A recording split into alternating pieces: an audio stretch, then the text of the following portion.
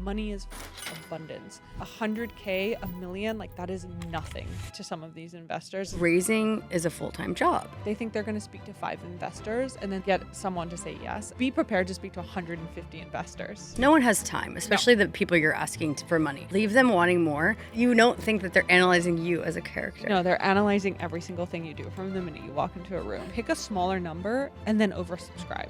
It's way sexier than trying to fill 5 million over months and then people lose interest. Date a lot of frogs. And make them feel like they're not the one. They're not the one.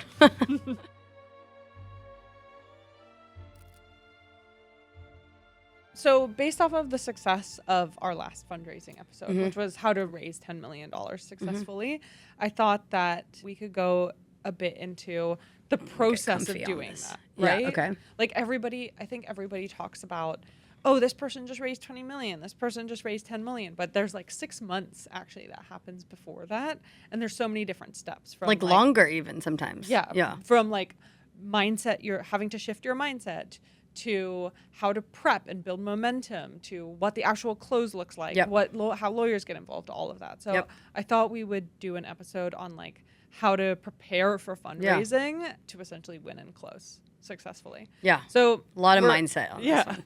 A lot of mindset. Let's start on mindset because I do think that is the first part. Like before you build your list or before you build your deck, you literally have to shift how you're thinking, right? When you're a founder, you're doing fucking everything. And it is really, really hard to be someone who's like in the weeds doing the day to day and then walking into a meeting and like selling them on like a 10-year vision and becoming $1 billion business, right? Like the two things don't connect. It's like I just ran payroll and my team is complaining to me about culture, but then I have to walk into this and tell you like, you are lucky to be here. This is going to be a huge fucking business. A full-time job. Exactly. So what kind of like mindset changes do you think need to happen in order to be successful when you walk into a pitch? You need to be like in the mirror every day, like I'm a badass. Like this is my company. Like they have an opportunity. And it reminds me of an episode we recorded with Diana from Crown Affair where she talks about when she was raising money, like she had the mindset of like, no, they're lucky to have this opportunity. Totally. And I think energy is literally everything. Yeah. And if you go into a meeting feeling like they're lucky, and if they don't get on this, like the next person will, like it will read that way. And it's like also about a little bit of a bluff too. So I think having that mindset, like feeling like they are lucky to invest in you is really, really it's a bluff, but it's also like you're also telling yourself that. Yeah. You know, you're reminding yourself that this might not be for them, but they're going to be missing out if it's not. And I will say the energy is so important because even when Max and I tried to raise, like you can just feel the energy on the call. Like some people are on a call because they just want to, they love the brand and they're excited, whatever. And you can like feel that. And then sometimes they'll like cancel a call or there's like the juniorest person on it and they're like, and they're just fishing for info. What's your revenue? What's your, competitors? Like they're just fishing for info and you can feel that. Totally. So you have to bring the energy on those meetings every time. And if you feel like they're just like trying to get information, like cut it short. Like you don't need that person. And then if you get off, they might want you. So it's kind of like dating. Agree. It is just like dating. Like one of the most important things I learned, and this is maybe like going into prep a little bit, but was like creating FOMO in a process. And one of the things I did was in initial calls, it was half an hour, and at half an hour on the dot, I was like, whether we were like vibing, not vibing, I was like, I have to go. I have another call. I have another pitch. And it's just like reminding people that, especially in this country versus somewhere like the UK where I feel like the mindset around money is limited, here, like money is fucking abundance. Like 100K, a million, like that is nothing to some of these investors and some of these people. And you have to reset your own mindset and your own relationship with money. And remember that you aren't asking them for a lot of money. Yeah, like in their like this is why they're there, because they have funds that they need to deploy, and it's your job just to remind them that this is the opportunity that they're going to feel like they missed out on, that they will talk about in 10 years and be like, shit, I really lost out. And that's why it's so interesting too. And at the end, that's why you like need an anchor, is because it's like, oh, if they believe, like everyone jumps on because they're like, holy shit, we want in. So it's like you got to make them feel like they need in. Totally. So we just talked about how it's a full-time job, and I always had a really hard time the few times, like, or it was like twice that we like thought about raising. We like started the process, like did the decks, talked to many investors, that sort of thing. And I always, every single time, Max and I would stop for different reasons, but one of the main reasons that we would stop sometimes is because they were telling us no, and we're like, I can't do this anymore. It's like, bye. But sometimes it was because we had a business to run and we had so much to do, and raising is a full-time job. And I felt like if we took our eye off the business to raise, like there's no traction on the business. So do you have any tips or like teams in place? Like how do you overcome that? Because you need to run your growing business, but then you need to raise money. It's like, who has the time? How do you give us some tips? It's so weird that you asked this question because I actually found a note. I'm like going through all of my notes in my Apple Notes right now and putting them in Obsidian, like all of my like 10 years of notes. Why? Because Obsidian is like a note taker that can connect the information within notes that then you can like connect to something like Claude. So it's basically like building my brain in a way. Like I don't remember what notes I took 10 years ago, but to go back through them and say like, oh, that's a memory, or that's like had some value in it. And then it connects the detail between them. Wow. And one of them was an email that I wrote to my team, which I wrote in notes whilst I was like basically on a fundraising tour, which is when you like go for like 4 to 5 days to different cities pre-COVID, right? And Sounds all you do exhausting. is like, literally and all you do is like back-to-back pitches. And I remember saying to them, like, it's so weird. I don't feel like I have a business. I miss you guys. And like, I wonder what you guys are feeling without me being there. And then off the back of it, I had like, these are the things that are actually making me feel really inspired right now. And I was VC backed from day one. So I don't know if my advice is good because I already had a team running the business, right? Oh, so and you didn't have to worry about leaving though? I still worried about leaving because like they were still junior at that point, and like I still was the main motivator. Like I was the leader in the business and the same main motivator of vision, and like, you know, like it wasn't like I had a full blown out senior team. Yeah. But I do think that like it was a necessity to my outcome. In the same way when you were like, well, we need to run the business, I needed that money to keep going. Like my business model was built on not making money for so the that first became 3 your years. job. That was my full-time job. Like by the time I prepped myself, deck, data room, mindset, everything, then built the list, then did first round, second round, third round of meetings, and then spent 3 months with lawyers on a close. Like I was basically ready to go out and start fucking fundraising again. Yeah, but weren't you like scared to take your eye off the ops or anything like that? Or because I feel like that's great if you have like a team that can be trusted, but it's like, I mean, I trust my team too, but it's like if I'm away for a week, like maybe there's questions. I wouldn't say that I was ever able to like take my eye off the business. Yeah. It just like became a different priority in terms of like what I was able to be in the weeds on and wasn't anymore. So you just worked harder, basically. You worked harder, but also like you prioritized and differentiated like your work week differently. Yeah. You know, instead of being in all meetings, like the team during that period had to send me weekly reports. Whereas normally we would like jump on a meeting, but like they were in London, I was in SF, like it was impossible with the time difference. So like I would just get constant reports from the team. Yeah. And like you just kind of like build your structure around the fact that you're not in the business day to day. Wow. Yeah, but it felt very alienating. Yeah. Being out for that long. Yeah. And then coming back, and you always wanted to come back with good news. Of course. So like I was just, part of my job was like telling them it was going to be okay and giving them updates, and like I think a lot of that was also imposter syndrome of like, I don't want them to think like I'm out here like having fun fucking around, which is like, why did I even have that thought? That's insane. No one thinks that's fun.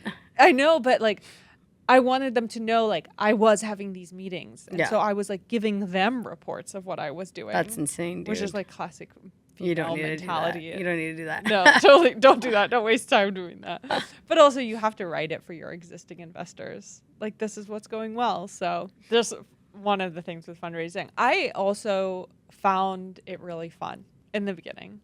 I mean, I'm sure it's a thrill, but when you get yeses, but if you're just getting no's, that is not fun. Of course, it's not fun, but you have to use them as fire. and you have to keep going. I also think that like one of the biggest things that people don't realize is like they think they're going to speak to 5 investors and then those 5 and get someone to say yes, and then those 5 all say no and they're like, this really sucks. Like you're setting your numbers game wrong. Like be prepared to speak to 150 investors. Yeah. You know, like people go in having much too high expectations. Like you said, you're going to meet someone junior who never passes it on, who's just like trying to find information, or you're going to meet a partner who doesn't even invest in your space. Yeah. Or like there's so many reasons if you just speak to 5 that they're probably going to say no.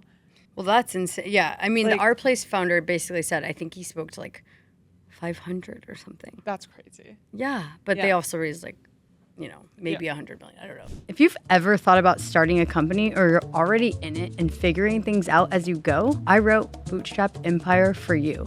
It's the real story of how we built Bala from a scrappy side hustle into a global brand without a traditional playbook or unlimited capital. This book has the lessons and advice I wish I had from day one.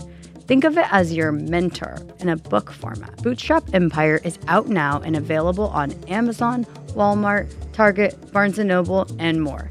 If you're building something from scratch, this one's for you. Visit bootstrap-empire.com to learn more. But I think if you know that going in, you go, I'm going to speak to 100 or 200. It's crazy. But like, let's just do that all day. It's like 100. And if you know that, and then they're really all saying no, and you're not getting any leads, then you just like, you have to pivot and bootstrap. But it's like, or find funding elsewhere. But I think it is a numbers game. And the more you speak to, the more you have a chance of getting a yes. I think this leads really well to our next section on like how to win at fundraising, which is like have a proper 90-day prep phase. I think everyone thinks prep is just like making a good deck, and that's obviously very important. That's the first thing investors are going to see. But that deck needs to be like circulated with advisors so that they can give feedback and circulated with friends. Like that has to go through so much of its own. I also like to write an FAQ, which is now like so easy with AI. Like what you will find is investors, sometimes even before they meet you, will ask you a series of questions, and prepping yourself with what those questions are going to be so you know them on the dot. But also like if they're all on email, like I had a PA at the time and she could help prep those emails, you know, because like I'd already pre-written those FAQs and I had pages and pages of like most asked questions. And once you start to have those initial meetings and you're sending around your deck, like people ask you those questions like, oh, what are you spending your money on? Or what do you expect margin will be over time? Like all of these basic things come up. Like don't answer them and forget about them. Like put them in a document so it's there and it's really easy to access and you're not wasting your time on like these little details as things go on. Another big thing around the prep phase is creating that list of investors intelligently. Like when I did this the first time, I was just grateful to speak to anybody. And that is such a drain of time. Like you said, right? Like I probably got my first 20 no's because I wasn't strategic about who I was speaking to. And you just wasted 20 hours of crazy energy. Yeah. Exactly. And so much goes into it beyond the fact that a no hits you. Every no hits you. It hurts. It hurts. And now, like, literally, if I got introduced to an investor for an idea I had recently, and it was a partner and not their assistant, but like an analyst who was on the call, and the analyst removed the partner from the email and said, let's set up an initial call. And I straight up responded and I said, I'm only joining calls with partners. Good. What'd they say? They were like, we'll let you know when she's back from holiday because she was off on holiday. Yeah. And I'm just like, and that is second time founder confidence. Yeah. But like, if they are excited about you, a partner will be on that call. So like, I know a lot of you're people, wasting your energy. You're wasting your time. And you also make it seem like more like really truly more desirable if you're like, oh, they're not willing to take a call. Like, I want in. They're not desperate. Even in some of the little like angel investment opportunities I've gotten, it's like some of them play ball, and I don't know if it's intentional or not, like you just feel they don't need your money, and it makes you want in more. Yeah, totally. And there's something about that that is like, all right, Exactly. we'll talk, we'll not chat. Yeah. Whatever. Yeah, whatever. It's like the opposite of persistence. Yeah, I mean, it's back to making people feel like they're lucky to be in the room Yeah. with you, right? Like they're lucky to have the opportunity and not miss out on Yeah. making money, which is like why investors are there. Yeah. Did you know that diapers are one of the most common things found in landfills?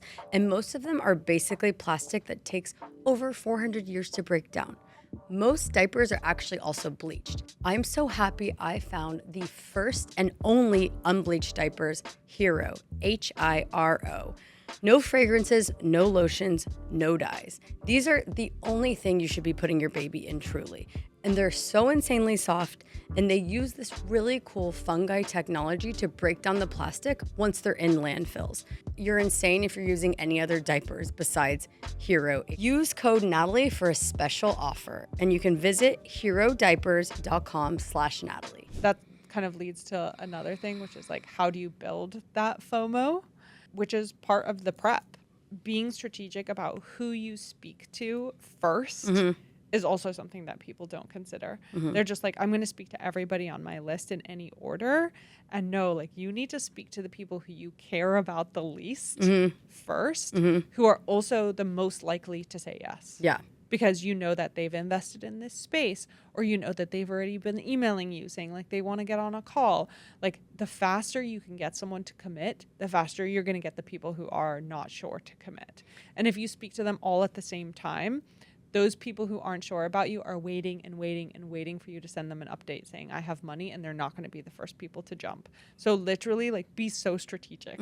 Even if you have somebody like, I had some people who were like maybe a bit of a drain because they were not seasoned investors and they asked more questions, or they were smaller ticket size. I still did them first because it's amazing training. Yeah. They're going to prep you with questions that maybe other investors wouldn't because they're more seasoned, and you're just going to walk in feeling way more confident. And then by the time you meet the ones you really want, if you met someone else 2 weeks before who you know has a high likelihood of converting, you can already say, I already have 20% of my round committed on day one. Yeah, which is amazing. Yeah, or you email them 3 days later and you're like, okay, this has gone up to 50% committed. This has gone up to 80% committed. And being able to like play that game of just because you were strategic about who you met when and timing is like second to none, which is something I had no idea about when I was raising my first round, like building momentum. Right. I totally agree. And also, I think make your deck. I'm also thinking about all of these people that are pitching now, and it's like, make your deck really easy to leave them wanting more, because the simpler it is to digest. No one has time, especially the people you're asking for money. No one has time. So make it very easy, almost to a point where I'm like, oh, they're confident. Like this is like a short deck and it leaves me wanting more. Like, I'm interested. And so I think that's one tip. Another tip I had was, at all costs, try to get like a name behind it. Because I think even if you're like, you know, they gave you a small check, which is way harder to get, maybe just like get them on as an advisor, like an equity exchange. Like it's worth giving, like having a name tied to it, because like I've wanted to invest in brands that if it's like a health brand and Mark Hyman's in, I'm like, yeah, dude, I'm in. Validation. I'm in. I don't need to have to even hear the pitch. I'm in, Totally. you know? And so if you're like an activewear brand, like get Michelle from Beyond Yoga, like and you can obviously pitch them an investment and they can give you money. That's ideal. But if that's hard to get, like give them a little bit of equity to be like an advisor or in, because on your pitch, like people will fast track to that. And even now, if someone's pitching me on a SaaS platform, like the first thing I look at is like, what other brands are using this? Because that's just validation. And I think the same thing goes with raising money. So get a name on it that people know. I was a marketplace, obviously, and I got the CTO of Just Eat, which is basically like the European equivalent, like multi-billion-dollar company of Postmates in Europe.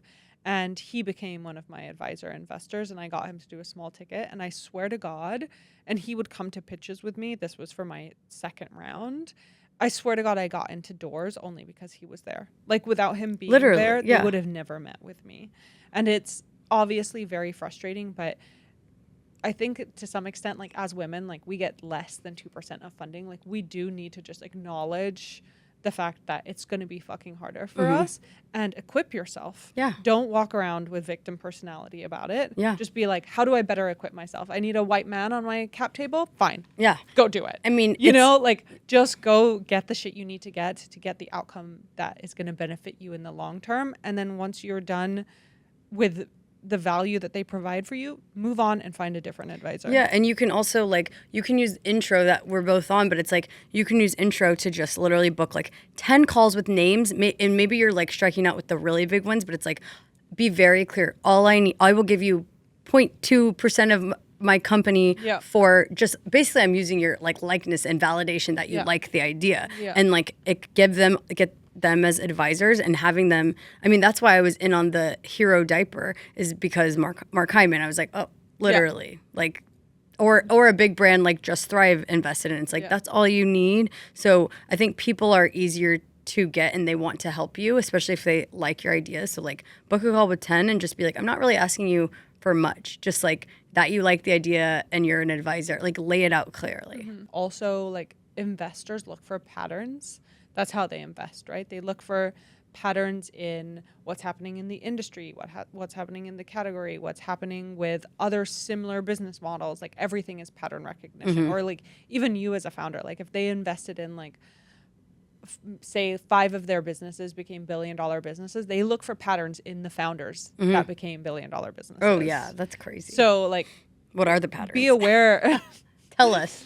Be aware of, I read one that was like, people who like played video games as a kid, this is for SaaS companies, and moved around a lot as kids because they're used to like being kicked and having to get up again and again.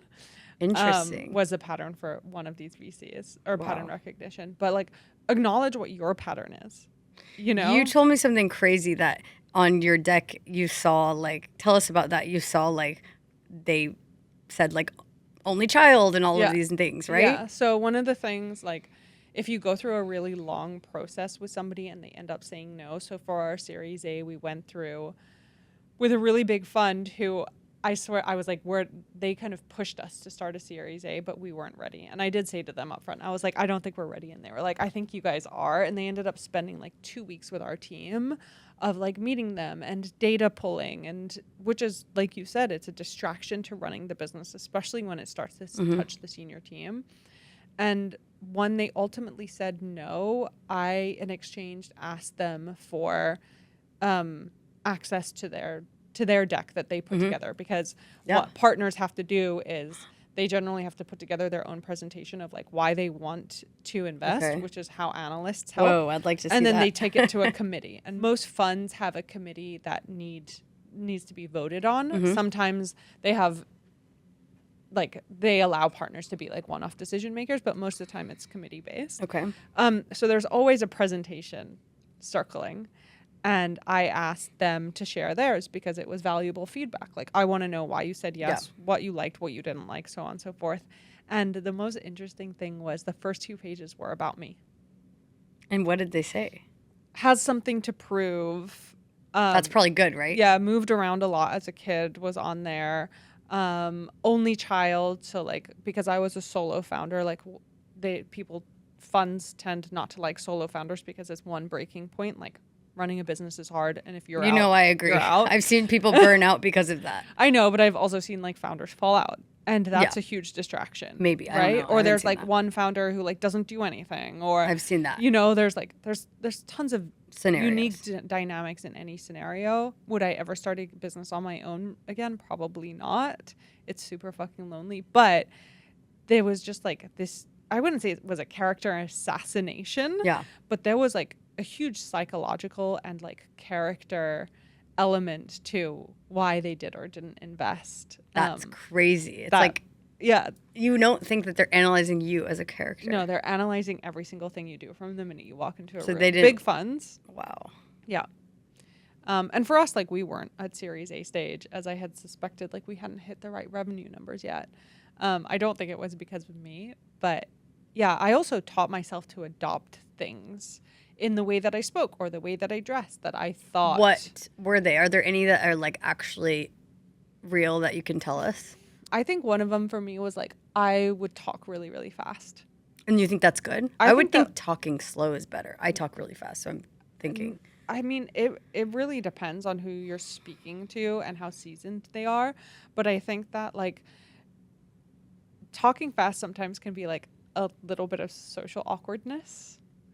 You know, like, it can be something that you just do. And I think that you do to, like, not have to, like, sit in the moment. Yeah. It also, I think, shows that you really understand what you're talking about at times.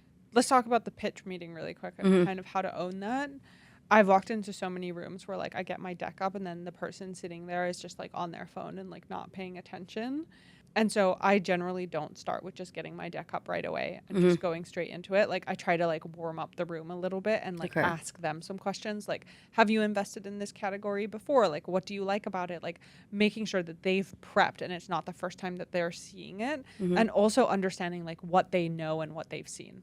Yeah. You know, like, otherwise you bore the room. And you get them interested. Exactly. And also, like, if they haven't seen the deck, one, annoying, and I think actually, frankly, kind of fucking rude. But two, if they haven't, you know that you should go through everything. If they have seen the deck and you can say, like, maybe it's a complicated industry, you can say, how much do you know about this industry? Like, do you need to give the upfront? Is it somebody who already knows you? Like, I always start with, like, a personal story. Do they need that? You know, like, all those different elements, I think, like, don't assume that at the pitch it's the same flow of just going through the deck every single time. And sometimes I think decks can alienate people. Like, I really prefer people to, like, see the deck up front and then to be able to have, like, a one-to-one conversation. Also, prep your own questions. I think, like, treat it as not they're interviewing you, but you're also interviewing them. Like, what value do you bring? What you know, what do you know about this industry that you can unlock? Like, those kind of things. And remember that also the questions, there are just, like, general test questions that you're always going to be asked, just like an interview. Like, what keeps you up at night? You know, like, those things are really important to prep. Okay. Any parting hot takes on fundraising? My hot take is closing the deal is just as much about the momentum of it as it is about your idea. Agree. Like, if you're not creating the right kind of urgency without seeming desperate, but being like, you are going to miss out if you don't make a decision on this now, people will let it go on forever. Have a deadline. And the longer it goes on, the more they're going to change their mind and they're going to lose interest. Like, you need to set an internal deadline. When people are like, when are you closing? And you're like, don't have an answer to that. Just pick a date. Like, pick it. If it gets extended, it gets extended. Doesn't look good generally if that's going to happen. But, like, just be like, this is the date. I need to close by this date and have a reason as to why. Another thing that I've seen happen with a company recently is they said, we're opening up. It was for angel investment. And they said, we're opening up just 200K. Yeah. Like, that's the max. So first in is the first in. And I felt a sense of urgency. Yeah. Like, oh my God, if I don't act quick, I'm actually, like, out of this deal. Yeah. And that's a good way to. Yeah. Okay. I think another quick tip that people, a big oversight is they go out and they're saying, like, I'm going to raise 5 million, right? Like, pick a smaller number and then oversubscribe. Because it's way sexier to be oversubscribing than trying to fill 5 million over months. And then, like I said, people lose interest. So, like, pick the minimum of what you need as that number, but know in your head, like, you're willing to increase it by 500K or 700K. And you can always say, oh, we opened up because there was so much interest. Exactly. That sounds way better than, like, we're still desperate to try to fill this $1 million round. That's what Kickstarter advice is too. It's like, if you need 10K, like, put 5K, because then the algorithm sees that, like, it's overcommitted. It's, like, exciting for people. Okay, my hot take is that fundraising is just like dating, and you got to leave them wanting more. Yeah, I totally agree with that. You know, I agree with that. And it's a numbers game. Date a lot of frogs. And make them feel like they're not the one. They're not the one. Until they're giving you a $5 million check, then they're definitely the one. Then they're the fucking one. All right. Well, I hope this helps people fundraise. And share that. Let's reshare the deck, the fundraising actually, deck. someone asked me for that, but we have so valuable. Lana has a really cool, like, deck template format that Yeah, we can so share. we have a G sheet, which is just like all of the pages that need to go into the deck and the metrics that you show on that page and like what the value of it is. So we'll reshare that. Thanks. Great.